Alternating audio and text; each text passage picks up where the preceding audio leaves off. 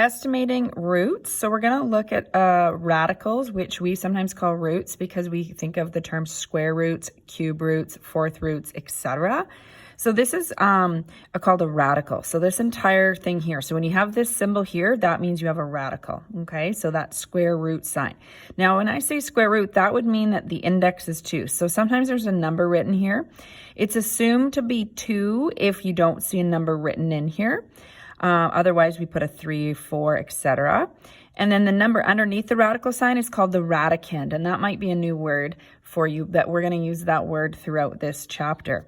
So when we talk about a square root, that would be this symbol. A cube root, we would put an index of 3, and a fourth root, we would put an index of 4, and this would continue. We can root anything. We can have 2, 3, 4, etc. 2 would be the smallest number you can put there. Okay, so just remembering what that means. So for example, if I had the square root of 4, 4 is a perfect square, that would equal 2.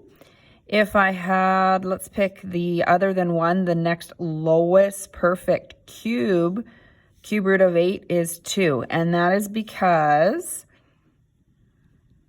2 cubed is equal to 2 times 2, which is 4. 4 times 2, 8. So that's what that means. We can even check this one here as well.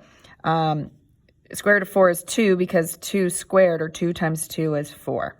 Okay, so we kind of know our perfect squares. What's going to happen is you're going to start to use the perfect cubes and fourth roots and even some fifth roots more, and you're going to kind of commit some of those to memory to help you probably as well.